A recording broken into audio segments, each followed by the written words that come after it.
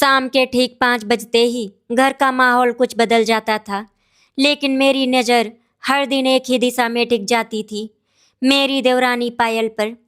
वो हमेशा की तरह बड़ी मुस्कान के साथ तैयार होती, अपनी चूड़ियों की खनक और चेहरे पर बनावटी चमक बिखेरते हुए बाहर निकलती। उस समय ऐसा लगता मानो उसके भीतर कोई गहरी खुशी हो। लेकिन ठीक 2 घंटे बाद, यानी 7 बजे जब वो लौटती, तो उसका चेहरा बुझा हुआ, आंखें नम और होठों पर एक अजीब सी चुप्पी होती। पहले मैंने सोचा शायद ये मेरी नज़र का धोखा है, पर रोज रोज यही नज़ारा देखकर मेरे मन में एक बड़ा सवाल उठने लगा। आखिर मेरी देवरानी पायल हर रोज 2 घंटे के लिए कहाँ जाती है, और वहाँ ऐसा क्या होता है जो जाते समय वो हंसती है और लौटते समय बिखर जाती है। उस दिन मैंने सोचा, अब इस रहस्य की परतें खोलनी ही होंगी। मैं अर्पिता इस घर की बड़ी बहू हूँ। मेरी शादी को 5 साल हो चुके हैं। मेरे पति अमन और मैं इस संयुक्त परिवार में अपनी जिम्मेदारियों को निभाते हुए घर की इज्जत और साख संभालने में हमेशा आगे रहते हैं। मेरी देवरानी पायल की शादी को अभी सिर्फ 1.5 साल हुए हैं। पहली बार जब वो इस घर में आई थी, तो उसकी हंसी और चंचलता से पूरा घर रोशन हो गया था। सासू माँ तक कह उठी थी, लगता है बहू नहीं, हमारे घर में लक्ष्मी जी आई हैं। लेकिन पिछले कुछ महीनों से मैंने उसकी आंखों में एक अजीब सी उदासी देखी थी। दिन भर वो घर का काम करती, सबके साथ हंसती बोलती, लेकिन शाम होते ही मानो उसका मन कहीं और चला जाता। हर दिन शाम को ठीक 5 बजे वो ये कहकर निकलती कि दीदी थोड़ी देर टहल कर आती हूँ। डॉक्टर ने कहा है शाम की सैर से सेहत बनी रहती है। सुनने में ये बात बिल्कुल सामान्य लगती थी। आखिर आजकल डॉक्टर सबको चलने फिरने की सलाह जो देते हैं, लेकिन मेरी नज़रें धोखा नहीं खा रही थी। पायल जब दरवाजे से निकलती थी, तो उसके चेहरे पर एक चमक होती थी, जैसे किसी अपने से मिलने की खुशी। और जब 7 बजे लौटती, तो उसके चेहरे की रौनक गायब हो जाती। कभी कभी तो उसकी आंखें लाल होती, जैसे बहुत देर तक रोई हो। मैंने कई बार उससे कैजुअली पूछा भी, पायल कहाँ जाती हो, सब ठीक तो है ना? वो तुरंत मुस्कुरा कर कहती, कुछ नहीं दीदी, बस हवा खाने जाती हूँ। लेकिन उसकी झूठी हंसी मेरे दिल को और खरोच देती। अब मेरे मन में सवालों का सैलाब उमड़ने लगा था।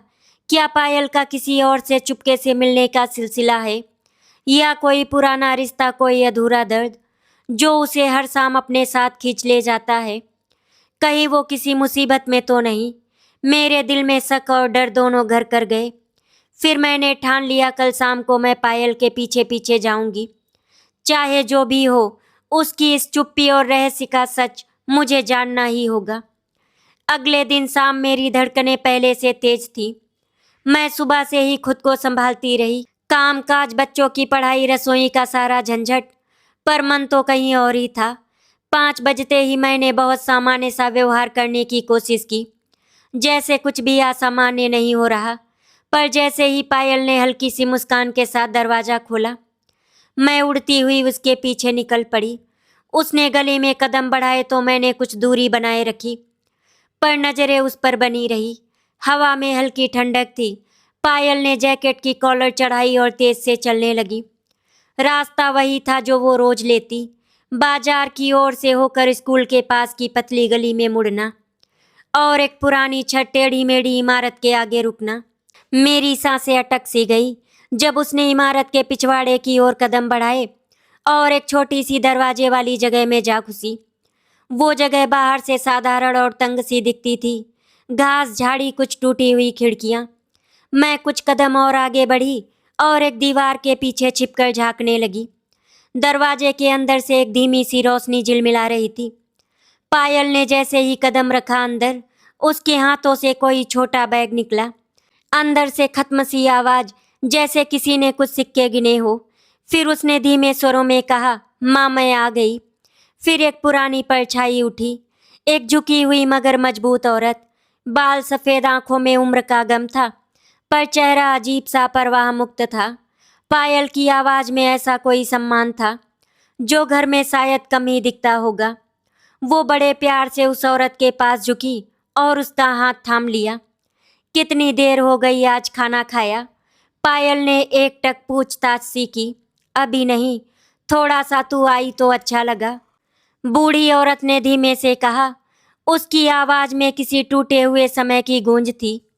मैंने अपनी छाती पर हाथ रखा और धीरे धीरे दरवाजे के पास जाकर झांका, पर बहुत ही नजदीक से नहीं, क्योंकि भय और विवशता दोनों थे। मैंने देखा कि पायल ने बैग में से रोटी और सब्जी निकाली, फिर एक छोटी दवा की डिब्बी निकाली और उसे बूढ़ी औरत के हाथ में थमा दिया।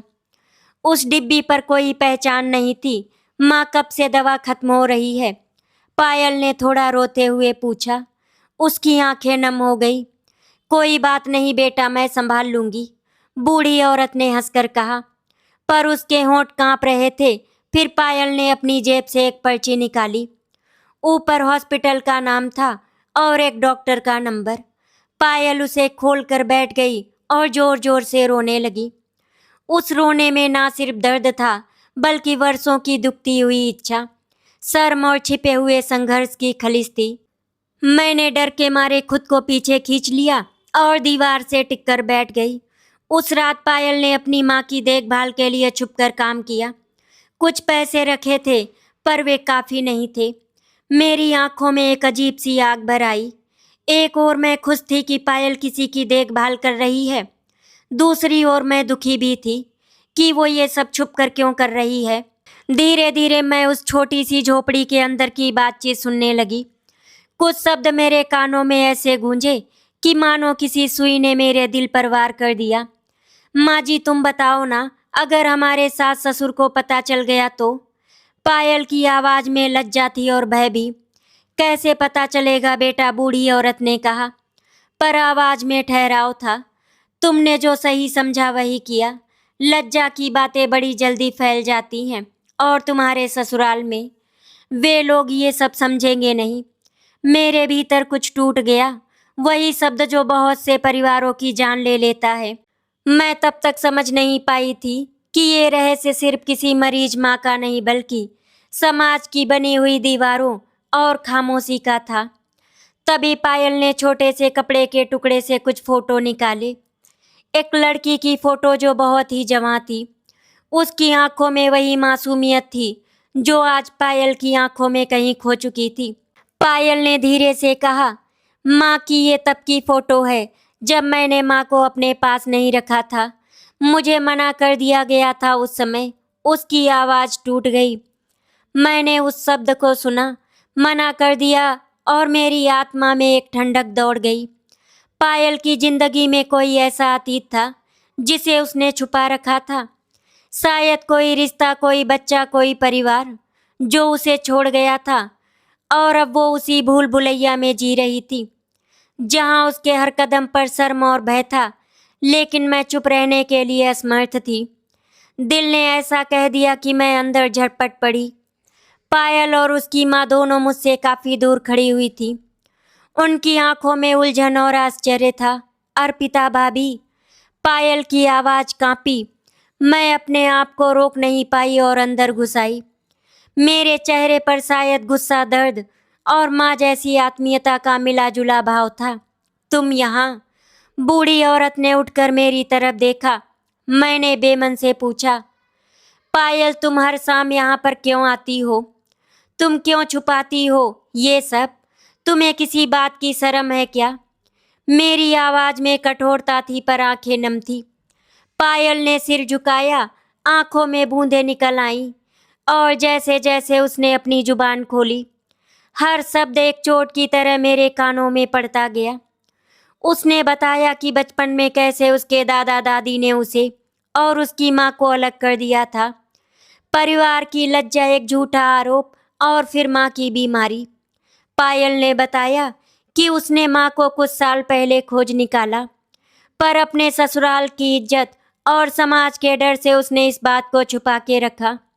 वो रोज शाम को आती, माँ के लिए खाना लेकर जाती, दवा देती, और एक तन्हा शाम अपनी माँ के साथ बिताती। घर लौटते वक्त समाज की शर्म उसका चेहरा उजाड़ देती। उसकी बातों में रोना, गुस्सा और अपमान सब कुछ था।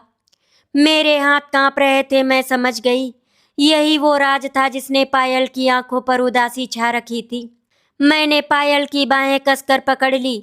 क्यों छुपाती रही, क्यों रोती रही? तुम ऐसी नहीं हो, मैंने चिल्लाकर कहा। चिल्लाहट में दर्द था, पर उसके साथ एक आवाज भी उठी, न्याय की, सहानुभूति की। बूढ़ी माँ ने मुंह छिपाया और कहा, बेटी, मैं जानती थी कि एक दिन सच बाहर आने का डर रहेगा, पर अब मैं नहीं चाहती तुम्हें परेशानी में डालूं। फिर मैंने ठान लिया, अब छुपे हुए दर्द को और सहन नहीं किया जाना चाहिए। पर यह रास्ता आसान नहीं था। ससुराल, समाज और कुछ पुराने जज्बात इतने गहरे जड़ जमाए हुए थे कि एक छोटी सी बात भी सब कुछ बिखेर सकती थी। मैंने पायल की आंखों में देखा। उसकी आत्मा ने कुछ पल के लिए चैन पाया। ठीक है, मैंने कहा, हम सब मिलकर इसका हल ढूंढेंगे, पर पहले तुम मुझे पूरी बात बताओ। और पायल ने बताना शुरू किया। उसकी कहानी, जो अब तक उसकी सांसों में दबी रही थी, धीरे धीरे सामने आ रही थी। हर उस शब्द के साथ मेरी रूह कांप रही थी और मेरे हाथों में ठोस निर्णय बन रहा था। अब मैं चुप नहीं रह सकती थी। कमरे में गहरी चुप्पी थी। पायल की माँ खाट पर बैठी थी।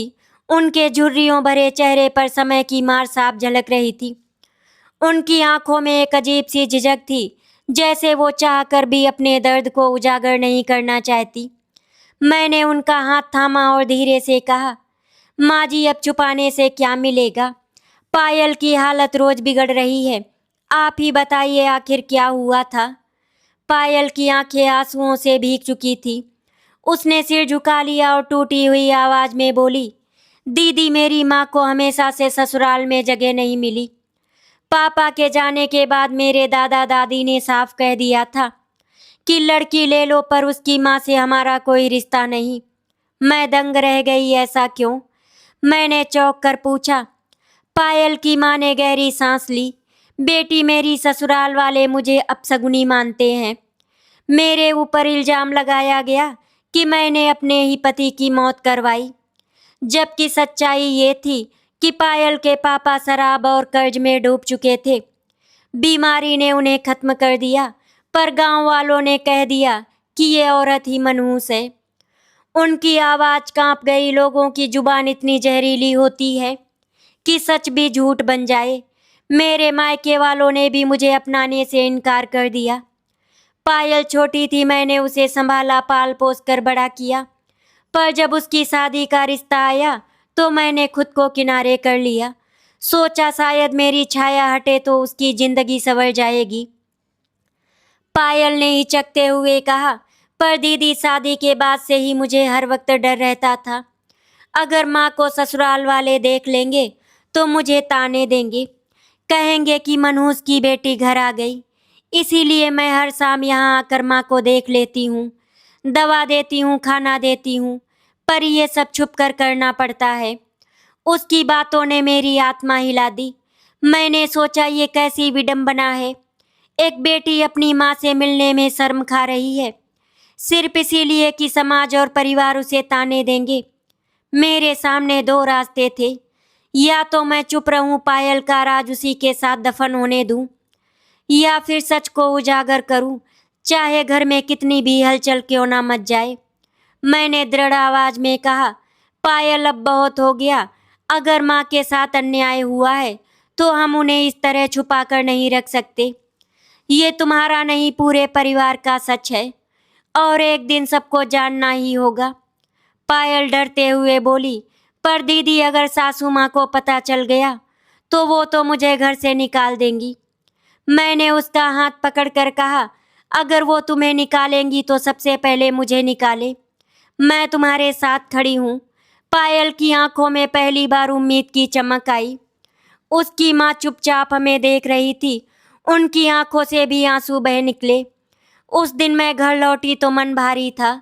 सासू माँ और ससुर जी हमेशा मेरे फैसले पर भरोसा करते आए थे, पर ये सच बताना आसान नहीं था। मुझे पता था इस राज से घर में तूफान आ जाएगा। रात भर करवटें बदलते बदलते मैंने ठान लिया कि कल मैं अपने पति अमन को सब बता दूंगी। पहले उसे समझाना होगा, तभी हम सब मिलकर इस बात को पूरे परिवार तक पहुंचाएंगे।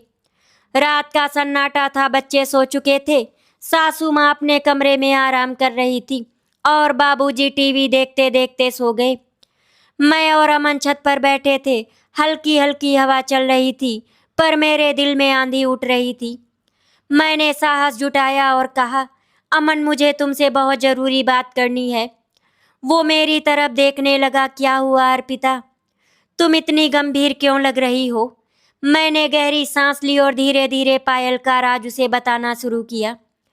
पायल हर शाम टहलने के बहाने बाहर जाती है, लेकिन वो टहलने नहीं जाती, वो अपनी माँ से मिलने जाती है। अमन चौंक गया। क्या, अपनी माँ से?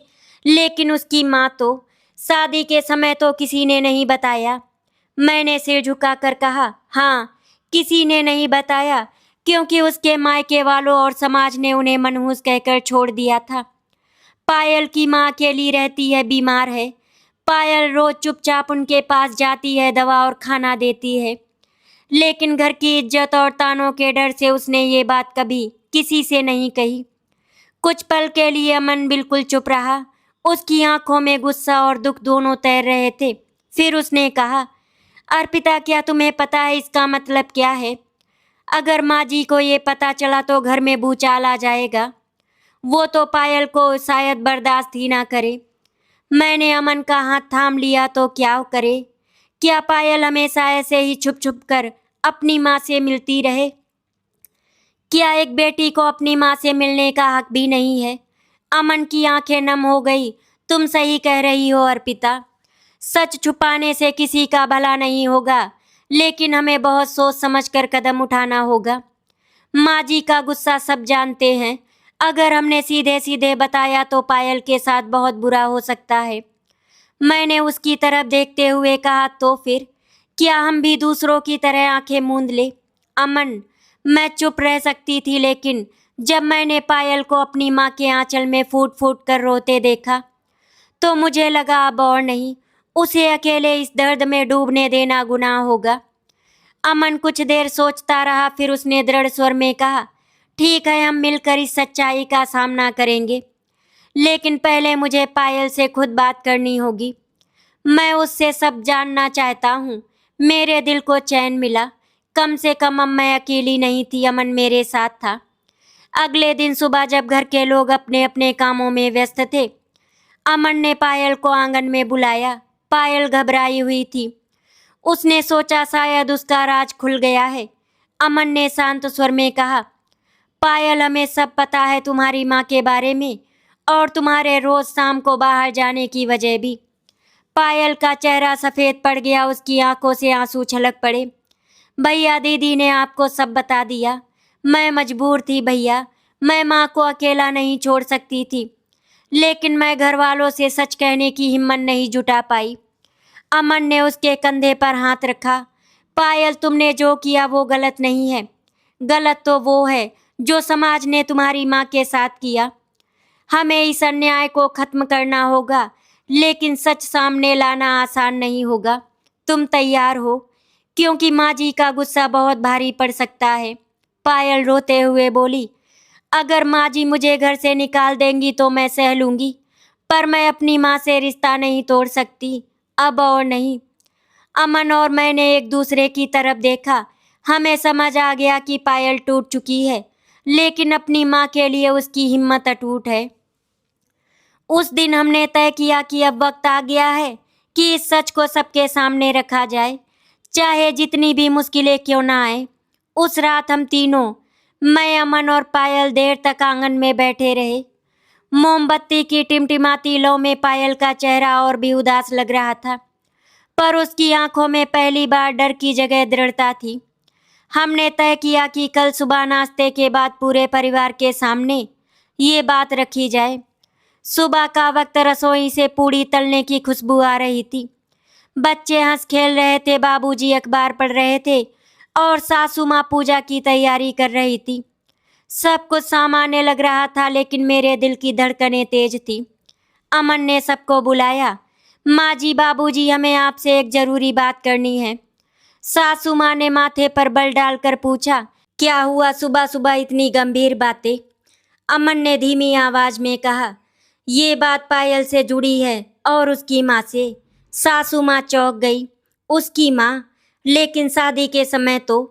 मैंने साहस जुटाया और बीच में बोल पड़ी, हाँ माँ जी, सच यही है कि पायल की माँ जिंदा है, पर समाज और रिश्तेदारों ने उन्हें मनहूस कहकर छोड़ दिया था। आज भी वो अकेली बीमार हालत में जी रही हैं। पायल रोज शाम को उन्हें देखने जाती है, खाना और दवा पहुंचाती है, पर तानों और डर की वजह से उसने कभी आपको नहीं बताया। घर का माहौल अचानक भारी हो गया। सासू माँ का चेहरा गुस्से में लाल पड़ गया। क्या ये सच है पायल? पायल कांपते हुए खड़ी हो गई। उसकी आंखों से आंसू बह निकले। जी माँ जी, ये सच है। मैंने आपसे झूठ बोला, लेकिन मैं क्या करती? अगर कहती तो आप मुझे शायद स्वीकार ही नहीं करती, लेकिन मैं अपनी माँ को अकेला नहीं छोड़ सकती थी। सासू माँ का गुस्सा फूट पड़ा। धोखा दिया तुमने हमें। बहू बनकर आई और घर की इज्जत को मिट्टी में मिला दिया। मनहूस औरत की बेटी को इस घर में लाना मेरी सबसे बड़ी गलती थी। आज समझ आया कि क्यों तुम्हारा चेहरा हमेशा उदास रहता है। तुम जैसे लोग इस घर की लक्ष्मी नहीं, अपशगुन होते हैं। पायल सिसकते हुए जमीन पर बैठ गई। माँ जी, मैं गुनहगार नहीं हूँ। गुनाह तो उन हालात का है जिसने मेरी माँ को अकेला छोड़ दिया। कृपया उन्हें दोष मत दीजिए। बाबूजी ने अखबार मोड़ा और गंभीर स्वर में बोले, इतने सालों तक तुमने सच छुपाया। अगर पहले बता देती तो शायद हम संभाल लेते, लेकिन अब जब पूरे मोहल्ले को पता चलेगा कि हमारी बहू की माँ मनहूस है, तो लोग हमें ताने देंगे, समाज में हमारी नाक कट जाएगी। मेरे भीतर आग जल उठी। मैंने साहस करके कहा, बाबूजी, नाक कटती है तब जब हम सच को छुपाते हैं। बेटी का अपनी माँ से रिश्ता छुपाना ही सबसे बड़ा पाप है। अगर आज हम पायल को उसकी माँ से अलग कर देंगे तो क्या हमें सच में इज्जत मिल जाएगी? अमन भी उठ खड़ा हुआ। माँ, बाबूजी, मैं अर्पिता की बात से सहमत हूँ। पायल ने जो किया वो गलत नहीं था। एक बेटी का अपनी माँ से मिलना कोई पाप नहीं है। हमें उसका साथ देना चाहिए। सासू माँ चीख उठी, चुप रहो अमन, तुम बहकावे में आ गए हो। अगर इस घर में पायल की माँ कदम रखेगी तो ये मेरा आखिरी दिन होगा इस घर में। कमरे में सन्नाटा छा गया। पायल जमीन पर गिरकर रो रही थी और अमन और मैं उसके पास खड़े थे। उस दिन परिवार बट गया। एक तरफ सासू माँ और बाबूजी, जिनके लिए समाज और इज्जत सबसे ऊपर थी, और दूसरी तरफ हम तीनों, जिनके लिए रिश्तों की सच्चाई और माँ बेटी का बंधन सबसे बड़ा था। उस रात पायल ने मेरे कंधे पर सिर रखकर कहा, दीदी, शायद मैंने सच बोलकर बहुत बड़ी गलती कर दी। अब ये घर मुझे कभी स्वीकार नहीं करेगा। मैंने उसके आंसू पोंछते हुए कहा, नहीं पायल, तुमने बिल्कुल सही किया। सच को छुपाने से सिर्फ जख्म गहरे होते हैं। अब भले ही तूफान आए, लेकिन हम साथ हैं। पायल की आंखों में पहली बार भरोसा झलका। सच उजागर होने के बाद घर का माहौल बिल्कुल बदल गया था। जहां पहले हंसी खुशी रहती थी, अब वहां हर वक्त खामोशी और तनाव का बोझ था। सासू माँ पायल को देखकर अक्सर ताने कसती, मनहूस औरत की बेटी से और उम्मीद ही क्या रखी जा सकती है। घर में कदम रखते ही अशांति शुरू हो गई। राहुल को विदेश से वापस आने दो, इस लड़की को घर से निकाल कर बाहर करेंगे। बाबूजी भी चुप्पी साध लेते, लेकिन उनके चेहरे पर साफ दिखता था कि उन्हें समाज की नज़रों का डर सता रहा है। मोहल्ले में धीरे धीरे बातें फैलने लगी। सुना है शर्मा जी की बहू की माँ अपशगुनी है, वही जिसकी वजह से उनके पति की मौत हुई थी, और बहू रोज छुप छुप कर उनसे मिलने जाती थी। क्या जमाना आ गया है। ये फुसफुसाहटें पायल के दिल को छलनी कर देती। वो घर में सबका काम करती बिना किसी शिकायत, लेकिन सासू माँ उसे बार बार नीचा दिखाती। रोटी सेकना आता है पर घर की इज्जत बचाना नहीं। तेरी जैसी बहू तो हमारे कुल के लिए कलंक है। मैं बार बार पायल को संभालती, उसे ढांढस बंधाती, लेकिन उसके आंसू थमते ही नहीं। उसकी आंखों के नीचे काले घेरे गहरे होते जा रहे थे। अमन भी परेशान था। उसने कई बार माँ से कहा, माँ जी, ये सब ताने बंद कीजिए। पायल पहले ही बहुत टूटी हुई है, लेकिन सासू माँ हर बार गरज कर कहती, अगर तुम्हें इतनी ही सहानुभूति है तो इसे लेकर अलग हो जाओ, पर मेरे घर में मनहूस औरत की परछाई नहीं रहने दूंगी। इन बातों से पायल की हिम्मत टूटती जा रही थी। वो अक्सर रात को छत पर जाकर अकेले रोती। इसी बीच एक शाम पायल रोज की तरह अपनी माँ से मिलने पहुंची, लेकिन इस बार नजारा अलग था। छोटी सी झोपड़ी के भीतर उसकी माँ बिस्तर पर पड़ी थी। उनका चेहरा बिल्कुल पीला पड़ चुका था। सांस लेने में तकलीफ हो रही थी। पायल घबरा गई। माँ, क्या हुआ? आप ऐसे क्यों हैं? माँ ने कमजोर आवाज में कहा, बेटी, अब शायद ज्यादा वक्त नहीं है। तू रोज मेरे लिए इतना करती है, लेकिन मैं बोझ बनी हूँ तेरे लिए। पायल फूट फूट कर रोने लगी। माँ, ऐसा मत कहो, आप मेरी ताकत हो। अगर आप मुझे छोड़ दोगी तो मैं जी नहीं पाऊंगी। वो भागकर डॉक्टर को बुलाने गई। डॉक्टर ने जांच की और गंभीर आवाज में कहा, इनकी हालत बहुत नाजुक है, इन्हें तुरंत हॉस्पिटल में भर्ती करना होगा, नहीं तो। पायल के होश उड़ गए।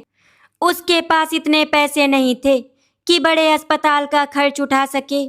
वो माँ का हाथ थामकर जोर जोर से रोने लगी। दीदी, अब मैं क्या करूं? उसने मुझे फोन लगाया। दीदी, माँ की हालत बहुत खराब है। डॉक्टर कह रहे हैं तुरंत अस्पताल ले जाना होगा, पर मेरे पास पैसे नहीं है। मेरे दिल की धड़कनें तेज हो गई। मैंने बिना सोचे कहा, पायल, घबराना मत, मैं अभी आती हूँ। चाहे जो हो जाए हम माँ को बचाएंगे। उस रात मैंने और अमन ने मिलकर पायल की माँ को शहर के बड़े अस्पताल में भर्ती कराया।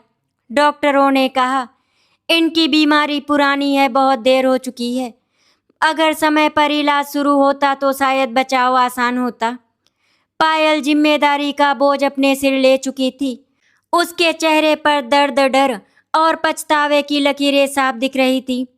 अस्पताल का माहौल हमेशा भारी होता है। दवा की गंध, डॉक्टरों के भागते कदम, मरीजों की करा और मशीनों की बीप बीप की आवाज। उस रात हम सब वहां बैठे थे। पायल की माँ स्ट्रेचर पर पड़ी थी और उनका शरीर कमजोर और सांसें धीमी थी। डॉक्टर ने गंभीर स्वर में कहा, इनकी बीमारी फेफड़ों से जुड़ी है, बहुत पुरानी है। अब इलाज लंबा और महंगा दोनों होगा। कम से कम 2-3 हफ्ते भर्ती रहना पड़ेगा। पायल की आंखों से आंसू रुक ही नहीं रहे थे। वो मेरी ओर देखकर बोली, दीदी, मैं इतने पैसे कहाँ से लाऊंगी? शादी के बाद से मेरी कोई जमा पूंजी नहीं रही। जो थोड़ा बहुत था वो तो दवाइयों और किराए में ही खत्म हो गया। मैंने उसका हाथ पकड़ा और कहा, पायल, अभी पैसों की चिंता मत करो, हम सब मिलकर कुछ ना कुछ करेंगे। माँ को बचाना सबसे जरूरी है। अमन भी पास खड़ा था। उसने अपनी जमा की हुई रकम निकाल दी। ये लो, अभी इतने हैं, आगे जो होगा देखा जाएगा। पायल की आंखों में कृतज्ञता भर आई। भैया, आप ना होते तो मैं क्या करती। लेकिन दूसरी तरफ घर में हालात और बिगड़ चुके थे। सासू माँ को जैसे ही पता चला कि पायल की माँ को अस्पताल में भर्ती कराया गया है, उनका गुस्सा 7वें आसमान पर पहुंच गया। वाह, अब हमारे घर की बहू अस्पताल में मनहूस औरत का इलाज करवाएगी, और पैसा कहाँ से आएगा? हमारे बेटे की कमाई से। ये कभी नहीं होगा। बाबूजी ने भी समर्थन किया। अगर मोहल्ले वालों को पता चल गया तो नाक कट जाएगी। वो सब कहेंगे कि शर्मा जी की बहू अपनी मनहूस माँ पर घर का पैसा उड़ाती है। मैंने जवाब दिया, बाबूजी, पैसे खर्च होंगे तो किसी की जान बचाने में। अगर यही समाज के डर से ना करे तो फिर इंसानियत का क्या मतलब? सासू माँ ने तो यहाँ तक कह दिया, अगर पायल को अपनी माँ इतनी ही प्यारी है तो वो यहाँ क्यों रह रही है, जाए उसी के पास, हमारे घर की दहलीज पर कदम ना रखे। ये सुनकर पायल टूट गई। उस रात उसने अस्पताल के बाहर बैठकर कहा, दीदी, शायद माँ जी सही कहती हैं। मुझे इस घर में रहने का हक नहीं है। मैं माँ के पास रहूंगी चाहे कुछ भी हो। मैंने उसे गले से लगा लिया। पायल, हिम्मत रख, अभी कोई फैसला मत लेना। माँ को ठीक होने दो, फिर जो होगा देखा जाएगा। मैं तेरे साथ हूँ। अस्पताल के दिन और भी कठिन होते गए। इलाज महंगा था और धीरे धीरे पैसे खत्म हो रहे थे। अमन ने अपने कुछ दोस्त से उधार लिया। मैंने अपने गहनों को गिरवी रख दिया, लेकिन हर दिन खर्च बढ़ता ही जा रहा था। पायल हर वक्त माँ के सिरहाने बैठी रहती, कभी उनके माथे पर ठंडी पट्टी रखती, कभी हाथ पकड़कर चुपचाप रोती। उसकी आंखों में नींद गायब हो चुकी थी। एक दिन डॉक्टर ने हमें अलग बुलाया और कहा, अगर समय पर सर्जरी ना कराई गई तो इनकी जान बचाना मुश्किल होगा। लेकिन ऑपरेशन का खर्च बड़ा है। हम सब खामोश हो गए। पायल ने कांपते हुए कहा, डॉक्टर साहब, पैसे का इंतजाम हो जाएगा, बस मेरी माँ को बचा लीजिए। पर उसके चेहरे पर साफ था, उसके पास कोई उपाय नहीं था। इसी बीच मोहल्ले में बातें और फैल गईं। रिश्तेदार ताने मारने लगे, अरे बहू को देखो, सास ससुर की सेवा छोड़कर मनहूस माँ का इलाज करवा रही है। शर्मा जी का खानदान तो बदनाम हो गया। बहू ने इज्जत मिट्टी में मिला दी। ये बातें सासू माँ तक भी पहुँचती और उनका गुस्सा और बढ़ जाता। वो हर बार पायल पर जहर उगलती, तू ही इस घर की बर्बादी का कारण है। तेरी माँ तो तुझ पर बोझ है और तू हमारे लिए। पायल चुपचाप सुनती रहती, पर उसकी आंखें कहती थी, मैं टूट रही हूँ लेकिन माँ को नहीं छोड़ूंगी। अस्पताल में दिन गुजरते जा रहे थे। पायल की माँ की हालत बिगड़ती जा रही थी। डॉक्टर ने साफ कहा, सर्जरी तुरंत करनी होगी वरना देर हो जाएगी। खर्च बहुत बड़ा था। अमन ने अपनी सारी बचत निकाल दी थी। मैंने अपने गहने गिरवी रख दिए थे, लेकिन फिर भी रकम अधूरी थी। पायल बेचैन होकर कहती, दीदी मैं मजदूरी कर लूँगी, भीख मांग लूँगी, लेकिन माँ का ऑपरेशन जरूर करवाऊँगी। मैं उसे गले लगाकर समझाती, पायल तू अकेली नहीं है, हम सब हैं, भगवान पर भरोसा रख। लेकिन दूसरी तरफ घर का माहौल और भी जहरीला हो चुका था। सासू माँ हर दिन ताने देती, हमारे घर के गहनों को बेचकर मनहूस औरत पर पैसे लुटा दिए। अब अगर घर में मुसीबत आई तो जिम्मेदारी यही पायल लेगी। बाबूजी कहते, समाज में लोग क्या क्या बातें बना रहे हैं तुम्हें पता भी है। हमारी इज्जत मिट्टी में मिल गई है। मैंने साहस करके जवाब दिया, इज्जत किसी की जान बचाने में नहीं जाती, बल्कि किसी माँ बेटे को अलग करने से जाती है। लेकिन मेरी आवाज़ उनकी सोच की दीवारों से टकरा कर लौट आती। पायल अब बिल्कुल टूट चुकी थी। वो अस्पताल में माँ के सिरहाने बैठी रहती, हाथ पकड़कर कहती, माँ आप हिम्मत रखना, मैं आपको कुछ नहीं होने दूंगी। माँ मुस्कुराने की कोशिश करती, बेटी मैं तो जी चुकी हूँ, अब तो अपनी जिंदगी संभाल, मैं बोझ बन गई हूँ। पायल फूट फूट कर रो पड़ती, माँ आप मेरी सांस हो, आप चली गई तो मैं भी जी नहीं पाऊंगी। आखिरकार हमने किसी तरह पैसे का इंतजाम किया। अमन ने अपने ऑफिस से लोन लिया, मैंने अपनी आखिरी बचत भी दे दी। सर्जरी का दिन तय हुआ। उस सुबह हम सब अस्पताल पहुँचे। पायल हाथ जोड़कर प्रार्थना कर रही थी, हे भगवान मेरी माँ को बचा लो। डॉक्टर माँ को ऑपरेशन थिएटर ले गए। घंटों तक हम बाहर बेचैनी से बैठे रहे। पायल हर पल रोती रही। मैं उसे बार बार संभालती, लेकिन मेरा भी दिल कांप रहा था। करीब 4 घंटे बाद डॉक्टर बाहर आए। उनके चेहरे पर थकान और गंभीरता थी।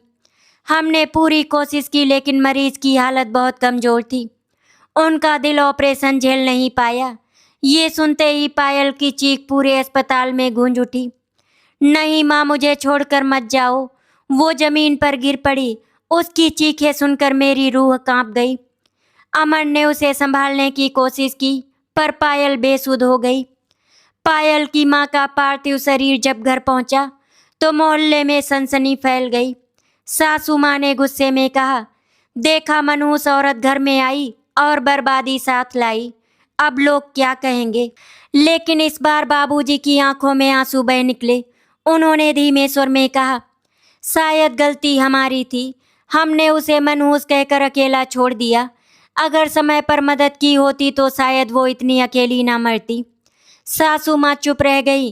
पहली बार उनके चेहरे पर पश्चाताप की झलक आई। पायल अपनी माँ के शव से लिपटी हुई थी। दीदी मैंने माँ से वादा किया था कि मैं उन्हें कभी अकेला नहीं छोड़ूंगी, लेकिन देखो वो मुझे छोड़कर चली गई। मैंने उसकी पीठ सहलाते हुए कहा, पायल, तुम्हारी माँ चली गई पर उनका प्यार हमेशा तेरे साथ रहेगा। तूने उनके लिए जो किया वही सबसे बड़ा धर्म है। तूने उन्हें अकेलेपन से बचाया, यही तेरी जीत है। पायल की आंखों में दर्द था, लेकिन साथ ही एक अजीब सा सुकून भी था कि उसने अपनी माँ के लिए आखिरी सांस तक लड़ाई लड़ी। पायल की माँ की अर्थी उठी तो पूरे मोहल्ले में हलचल मच गई। लोग आपस में बातें कर रहे थे। बेचारी सारी उम्र अकेली रही, बेटी ने कितनी सेवा की, वरना आजकल कौन करता है इतना। सासू माँ और बाबूजी सब देख रहे थे। पायल अपनी माँ की चिता के सामने बैठी फूट फूट कर रो रही थी। माँ, आप क्यों चली गई? मैंने तो सोचा था एक दिन आपको अपने घर ले जाऊंगी, सबको सच बता दूंगी, आप भी मेरे साथ रहोगी, लेकिन आप तो मुझे छोड़कर चली गई। उसकी चीखें सुनकर पत्थर दिल भी पिघल जाते। मैं और अमन उसके पास खड़े रहे। अगले दिन जब अंतिम क्रिया पूरी हुई, घर लौटते समय माहौल बेहद भारी था।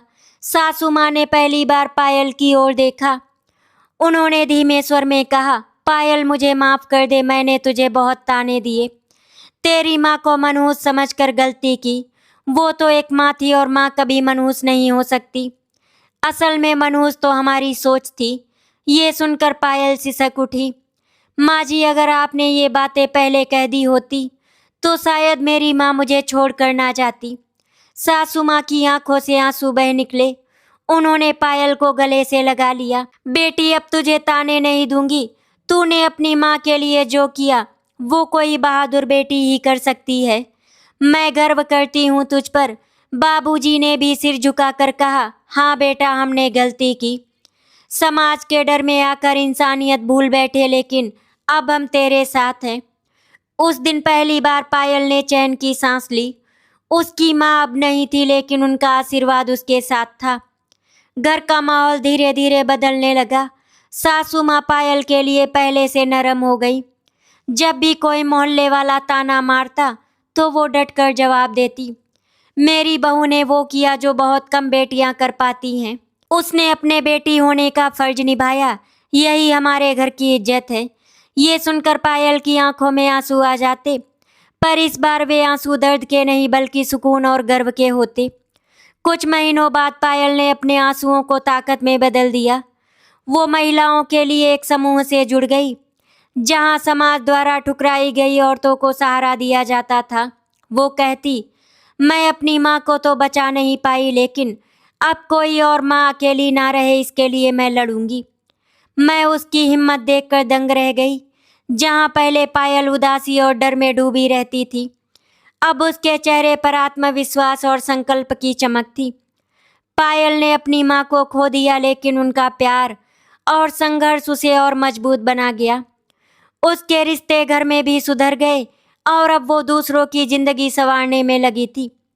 कभी वो शाम को 5 बजे निकलती तो हंसती हुई जाती और उदास होकर लौटती, लेकिन अब जब भी वो घर से निकलती तो उसके चेहरे पर सच्चा गर्व और दृढ़ता होती थी, क्योंकि अब वो जान चुकी थी माँ कभी मनहूस नहीं होती। मनहूस तो वो समाज है जो माँ बेटी के रिश्ते पर सवाल उठाता है। आशा करती हूँ आपको हमारी कहानी अच्छी लगी होगी। अगर आपको हमारी कहानी अच्छी लगी तो वीडियो को लाइक एंड शेयर करें, चैनल को सब्सक्राइब करें। वीडियो देखने के लिए आपका धन्यवाद।